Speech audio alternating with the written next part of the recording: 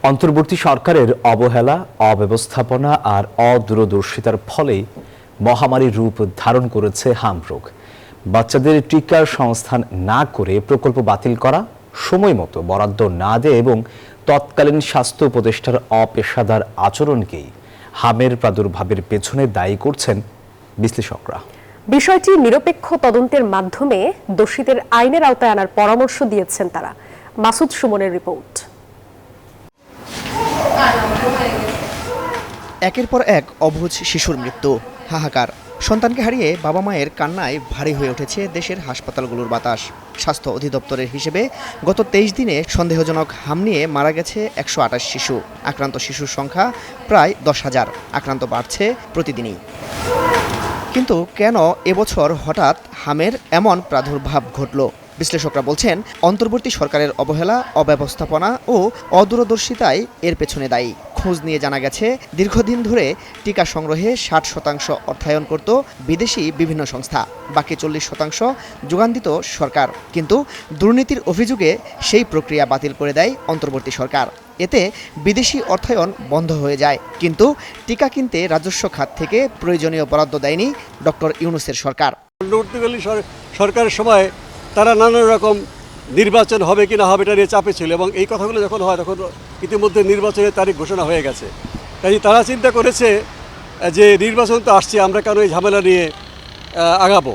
ফলে এই যে টানাটানির কারণে কিন্তু টিকাটা এই ইউনিসেফের মাধ্যমে টিকা টাকা, সরকারি টাকা কীভাবে খরচ হবে বা ইউএনও ওপিএস দিয়ে আনা হবে কি না, এটা নিয়ে সমাধান হয়নি। শেষমেশ তারা বলেছিল যে ইউনিসেফের মাধ্যমেই টিকাটা আসুক, কিন্তু ইতিমধ্যেই এই টাকা খরচের বিষয়ে কিন্তু অর্থ মন্ত্রণালয়ের সঙ্গে সুরাহা হয়নি। কাজেই ফলাফল কি দেখলাম? শিশুদের জন্য টিকা কেনা গেল না এবং প্রচুর সংখ্যক শিশু হামে আক্রান্ত হলো এবং তার মধ্যে মৃত্যুর সংখ্যা বেড়ে গেল। অনুসন্ধানে দেখা গেছে, চলতি বছরের প্রথম প্রান্তিকে দেশে 32,32,000 ডোজ টিকার চাহিদা থাকলেও সরবরাহ মিলেছে মাত্র 8,87,000, যা মোট চাহিদার মাত্র 27%। এর ফলে টিকাদান কর্মসূচি মারাত্মকভাবে ব্যাহত হয়েছে। টিকাদান যা হয়েছে তার চেয়ে বেশি দেখানো হয়েছে, আসলে দেওয়া হয়নি। এই যে টিকা না দেওয়া শিশুর সংখ্যা 2020 সাল থেকে বাড়তে 2025, আর প্রতি বছর নতুন করে বাচ্চাও জন্ম হয়েছে, সবাই হয়তো টিকার আওতায় পড়েনি। এই সংখ্যাটা বেশি হয়ে গেছে। প্রতিবার কিছু এরকম থাকলেও 3 বছর পরে বা 2 বছর পরে বা 4 বছর পরে গণটিকা অভিযান চলে। 2020-এর পরে 2023-এ হওয়ার কথা ছিল, সেটা হয়নি। 2024-এ হওয়ার কথা ছিল, সেটাও হয়নি। শুধু হামের টিকাই নয়, বিগত সরকারের খামখেয়ালি আর অব্যবস্থাপনার ফলে দেশে 8 ধরনের টিকার ঘাটতি দেখা গেছে।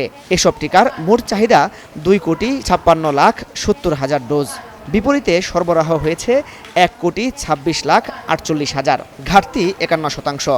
এই বিশ্লেষক জানান, বিগত সরকারের লাগামহীন দুর্নীতি মহামারীর অন্যতম কারণ। বলেন, ভ্যাকসিন আমদানিতে মহা দুর্নীতি হয়েছিল করোনাকালেও।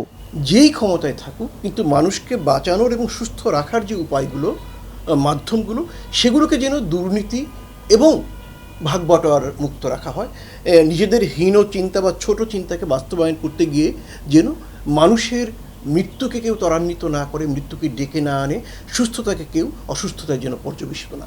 শত শত শিশু হত্যায় নিরপেক্ষ তদন্তের মাধ্যমে দোষীদের আইনের আওতায় আনার পরামর্শ দিয়েছেন তারা। মাসুদ সুমন, নিউজ 24, ঢাকা।